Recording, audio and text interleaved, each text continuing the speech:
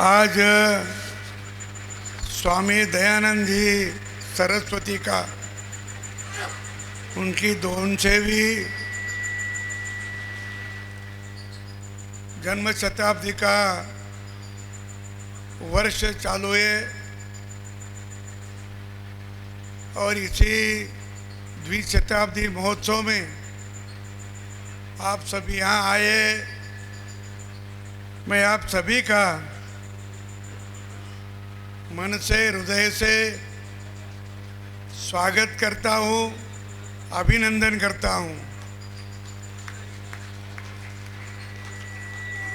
और एक बड़ी हस्ती अपने यहाँ हुई कि जो हमारे महाराष्ट्र की सुपुत्री थी और मध्य प्रदेश की बहू थी और सारे देश की पुण्य श्लोक अहिला देवी माता जी थी। उनका भी 300वीं जन्म शताब्दी का वर्ष चालू है और ये वर्ष सभी और मनाया जा रहा है। लेकिन आप परोपकारिणी सभा अजमेर द्वारा आयोजित महर्षि दयानंद सरस्वती द्विजन्म शताब्दी समारोह में देश भर से आए प्रमुख सन्यासी साधु महात्माओं आर्यजनों को मैं प्रणाम करता हूँ। ये मेरा सौभाग्य है कि आर्य समाज के संस्थापक स्वामी दयानंद सरस्वती द्वारा स्थापित इस परोपकारिणी सभा के आयोजन में मुझे भागीदारी करने का अवसर मिला।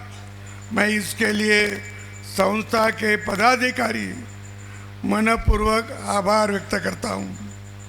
मुझे ध्यान है कि स्वामी दयानंद जी ने परोपकारिणी सभा की प्रथम स्थापना मेरठ में की थी और लाहौर निवासी लाला मुनराज को इसका प्रधान तथा आर्य समाज मेरठ के उप प्रधान लाला रामचरण दास को इसमें मंत्री नियुक्त किया था। उन्होंने खुद इस सभा को अपने वस्त्र, धन, पुस्तक एवं यंत्रालय आदि के अधिकार प्रदान किए थे। इसके बाद जब स्वामी दयानंद जी 1883 के आरंभ में उदयपुर आए थे, उन्होंने मेवाड़ में इसकी स्थापना की। इस सभा के मंत्री कविराज श्यामलाल को बनाया गया एवं प्रधान मेवाड़ के महाराणा बने। परोपकारिणी सभा स्थापित करने के पीछे स्वामी जी का उद्देश्य यही आर्य समाज की पुस्तकों का मुद्रण और प्रकाशन सुचारू रूप से हो और धर्म प्रचार के साथ अन्यों का संरक्षण, महिलाओं के सबलीकरण और समाज में व्याप्त रूढ़ियाँ मनुष्य में भेदभाव की विचारधारा को समाप्त करना, यही उनका उद्देश्य था। महर्षि दयानंद जी सरस्वती ने चैत्र शुक्ल प्रतिपदा 1932 में हमारे मुंबई में गिरगांव में आर्य समाज की स्थापना की। भारत भर वैदिक धर्म की पताका लहराई। आर्यवीर गीतांजलि का ओम ध्वजगान भी था। उस जमाने का वो ध्वजगान है, उसका कुछ पंक्तियां मेरे पास हैं। सत्य सुधा बरसाने वाला, स्नेहलता सरसाने वाला, सौम्य सुमन विकसाने वाला, विश्व विमोहक भव भयहारी, इसके नीचे बड़े अभय मन, सतपथ पर सब धर्म धुरी जन, वैदिक रवि का हो शुभ उदयन, अलौकिक होवे दिशी सारी, मरा दिशी सारी, ये सब दाव दिशा उन्हें फैलाओ, ये उनका अर्थ था। और अभी मुझे कहने में आनंद है कि आर्य समाज की सर्व दुनिया में और अपने देश में सभी और उनका काम चल रहा है। हमारे इधर मराठवाड़ा में 1880 में पहली शाखा बनाई, वो बीड़ जिले के धारूर नाम का एक छोटा गांव था। जब वो गांव की लोक संख्या 1000-1200 के ऊपर नहीं होगी, इतना छोटा गांव, लेकिन कोई तो भी महानुभाव मिला, उन्होंने रखा होगा, बोला होगा चलो हमारे पास, हमारे गांव को शाखा निकलेंगे। वैसे ही उनकी शाखा वहाँ प्रारंभ हुई। 1892 में हैदराबाद में सुल्तान बाजार में शाखा प्रारंभ हो गई। जब हमारा महाराष्ट्र का कुछ हिस्सा, हमारा मराठवाड़ा का कुछ हिस्सा, तेलंगाना का और विदर्भ कर्नाटक के कुछ जिले मिलकर वो निज़ाम स्टेट कहलाते थे। तो जिन निज़ाम था उस पर उसी वहाँ 1892 में वहाँ काम शुरुआत हो गया हैदराबाद में। ब्रिटिश सरकार के खिलाफ जन आंदोलन हुआ, इस पे निज़ाम को विरोध हुआ। आर्य समाज के अंतर्गत 1911 से 1948 तक जन आंदोलन उधर चला। उस समय आर्य समाजी हुतात्मा श्यामलाल जी आर्य, वो हमारे धाराशिव जिले के, अभी लातूर जिले के उदगीर नाम का जो गांव है वहाँ के थे। केवल 35 साल का ये तरुण, वो उसमें वो आंदोलन में उस गोली लगने से वो अपने पे नहीं रहा। वो पहला उन्होंने उधर सत्याग्रह किया था, उन्होंने काम छेड़ा था, स्वतंत्र भारत की घोषणा की थी। महर्षि दयानंद सरस्वती ने सत्यार्थ प्रकाश एक ग्रंथ भी लिखा है। एक ग्रंथ को तो मैं देखा है, बहुत बार देखा है। चारों वेदों का जो कुछ सार उसमें है वो भी मैं देखा, मनु के भी कुछ श्लोक उसमें है, और जो जो अच्छा है वो उसमें उन्हें लिया है। एक अच्छा और अप्रतिम ऐसा किताब वो आप लोगों को पढ़ने को मिलता। तो इस ग्रंथ में ब्रह्म से लेकर जैमिनी मुनि पर्यंत ऋषि मुनियों को इस वेद प्रतिपादित सारभूत विचारों का संग्रह है। अल्प विद्यायुक्त, जो कम पढ़ने वाले होते उसको अल्प विद्यायुक्त, स्वार्थी, निराग्रही, दुराग्रही लोगों ने जो वेदों की शास्त्रों के मिथ्या अर्थ लगाए, उन्हें कलंकित करने का दुस्साहस किया, उन्हीं के मिथ्या अर्थों का खंडन सत्यार्थ प्रकाश में अकाट्य व्यक्तियों और ब्राह्मणों के साथ किया है। ऐसा एक किताब है कि जो जो वेद में लिखा है उस पर भी आक्षेप लिया, वो खरा नहीं ये भी बताया, तो उसका खंडन महर्षि दयानंद जी ने ये पुस्तक में किया है। वैसे तो भारतीय तत्वज्ञान सारे विश्व में अपने पास जितना था उतना कोई विश्व के कोई देश के पास नहीं था, ये आप भुला नहीं सकते। इतना इतना इतना अभ्यास और इतना ग्रंथ रूप से वो सब अपने पास था। भारत के लोगों ने अपने ही ग्रंथ लेकर उसमें संस्कृत पढ़कर और उसके अर्थ लगाकर संशोधन भी किया। वो संशोधन भी किया उन्होंने, और अपने ग्रंथ को, अपने सर विद्या को उन्हें नष्ट करने का प्रयास किया। आपको याद होगा कि नालंदा विश्वविद्यालय में जितने ग्रंथ थे वो क्यों जलाए? तो उसका एक ही कारण है, वो जहाँ बदरुद्दीन खिलजी वहाँ आया था और वो तो बीमार पड़ा था। वो बीमार पड़ा तो कोई डॉक्टर, वो कोई वैद्य वहाँ नहीं थे कि वो विश्वविद्यालय के तुम्हारे आयुर्वेद शास्त्र के एक बड़े पंडित थे। उन्हीं को उन्होंने बुलाया और बोला कि ये बीमार है, इनको कुछ दवा दो। तो वो जो पंडित थे आयुर्वेद के, वो आए, देखा और उन्होंने कुछ भस्म हो या कोई दवा हो उसको देने का प्रयास किया।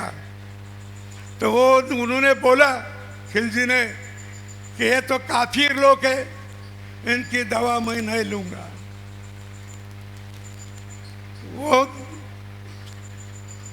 वो जो आचार्य थे उन्होंने एक ही कहा कि दवा मत लो, तुम कुरान पढ़ो, रोज रोज कुरान पढ़ो, तुम्हारा बीमारी खत्म हो जाएगी। और ये तो बोल दिया, लेकिन ये कुरान को जो पढ़ने होते हैं उसको उन्हें रोज रोज भस्म लगाते थे, रोज भस्म लगाते थे। और उसको खिलजी को आदत थी कि जीभ को बोट लगाए बिगर वो पढ़ना पलटाते नहीं थे।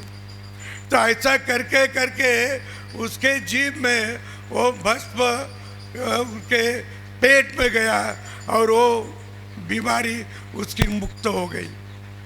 तब जब उन्होंने सोचा, अरे अपने देश के, अपने धर्म से ये ज्ञान बहुत ज़्यादा है, ये बहुत ज़्यादा ज्ञान है, इसको नष्ट करना चाहिए। और करके उनके देश में नहीं था, उनके धर्म में नहीं था, ऐसा ज्ञान उन्होंने जला दिया।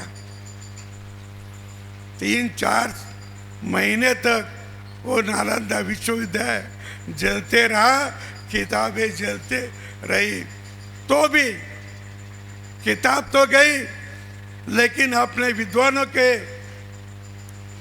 सिर में वो विद्या थी, फिर से उन्हें पुनर्जीवित की।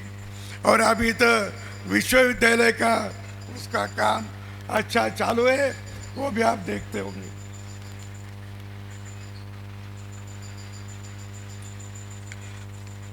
और इसी ऐसे ही कार्यकाल में अपने देश में बहुत से विद्वान हुए।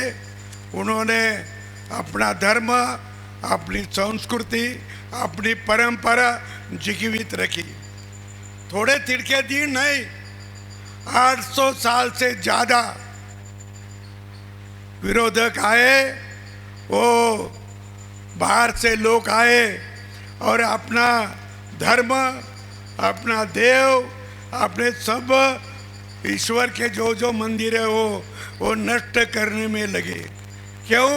जब तक तुम्हारे धर्म पर श्रद्धा है, तुम्हारे देवस्थान को श्रद्धा है, वो जब तक तुम्हारी श्रद्धा तुम्हारे सिर में से जाएगी नहीं, जब तक दूसरा विचार तुम्हारे मन में नहीं आएगा। इसीलिए तो मंदिर का भी उन्हें तोड़फोड़ की, किताबें भी जलाए और अपने को ऐसे कार्यक्रम करने के लिए मनाही कर देते, बंदी कर देते थे।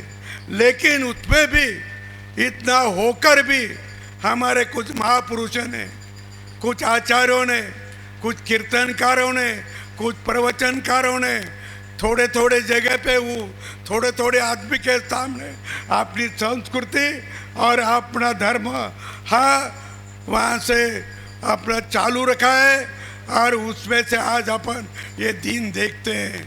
उन्होंने जब भी वो छोड़ देते थे घबरा के, तो मेरे ख्याल से आज क्या होता था मालूम नहीं, ये आप पढ़ सकते हैं।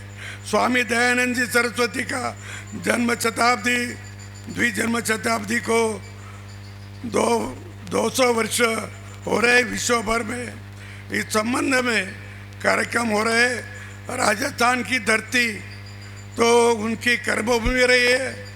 यही उन्होंने पुष्कर में ब्रह्मा मंदिर के निर्मित का कुटिया में बैठकर वेदों का भाष्य आरंभ किया। यही उनका निर्वाण हुआ।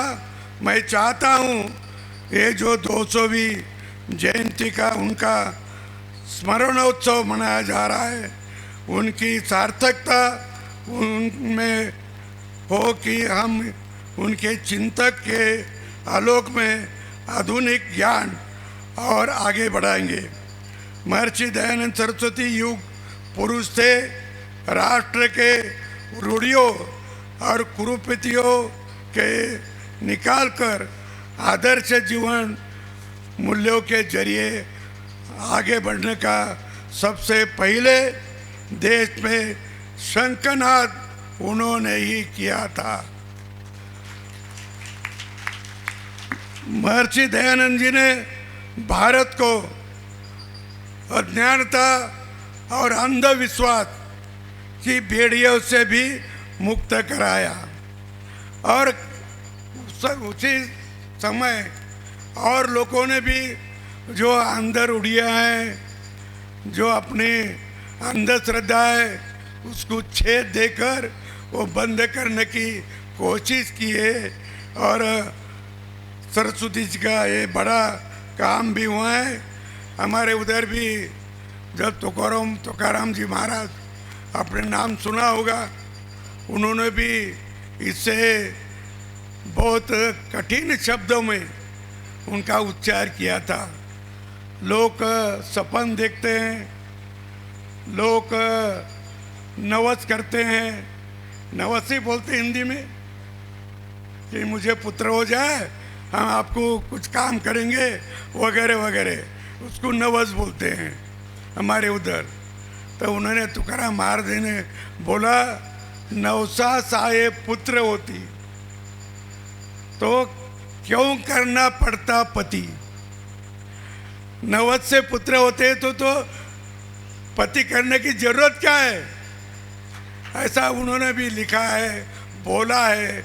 क्योंकि जो ऐसी रूढ़ियाँ थी, अंधश्रद्धा सरी की रूढ़ियाँ थी, उसको भी उन्होंने छेद दिया और बड़े विश्वास के साथ उन्होंने भी अपना काम किया।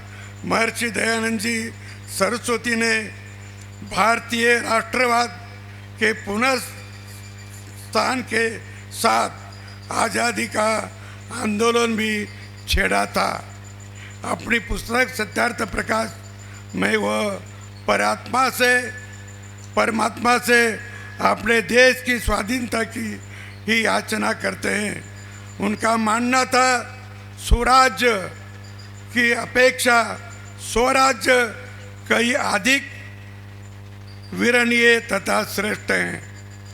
इस तथ्य की घोषणा करते हुए उन्होंने लिखा है, कोई कितना ही करे किंतु जो स्वदेशी राज्य होता है वो सर्वोपरि उत्तम होता है।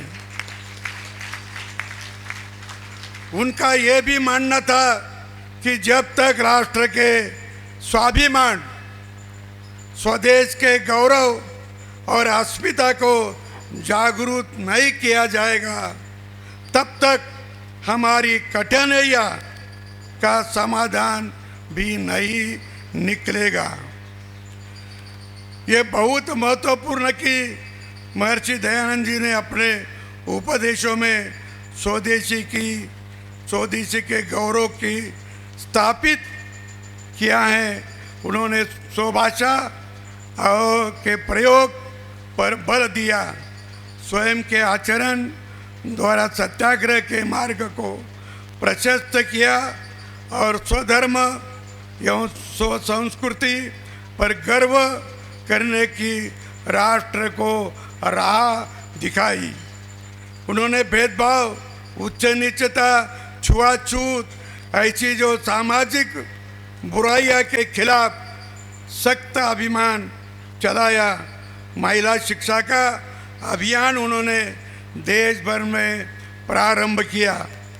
लोकमान्य तिलक ने कभी कहा था कि स्वराज्य और स्वदेशी का सर्वप्रथम मंत्र हमारे देश में किसी ने दिया, वह स्वामी दयानंद सरस्वती थे। नेताजी सुभाष चंद्र बोस ने स्वामी जी को आधुनिक भारत का आद्य निर्माता की संज्ञापन दी थी। उसके विचार और उपदेश मानव समाज और राष्ट्र के अभ्युत्थान से जुड़े। राजस्थान की उनकी कर्मभूमि रही है। आर्य समाज की मुंबई शाखा के पश्चात दूसरी शाखा उन्होंने किशनपोल बाजार जयपुर में स्थापित की। अजमेर में परोपकारिणी सभा का गठन किया। राजस्थान से उनके निकट के रिश्तों से यह आज़ादी के पहले सही महत्वपूर्ण कार्य कर सके। मैं ये भी जानता हूँ कि कल यहाँ हमारे गुजरात के महामहिम राज्यपाल जी आए थे। उन्होंने जैविक या हमारी नैसर्गिक खेती पे ज़्यादा जोर दिया। तो वो खुद वो करते हैं, हमें भी बार बार उन्होंने बोला है कि रसायन मुक्त खेती करो। और ये इसलिए बोला, उसका परिणाम जो है रासायनिक खाद डालने से, औषध छिड़काने से, कि उनके कैंसर की बीमारी बढ़ रही है।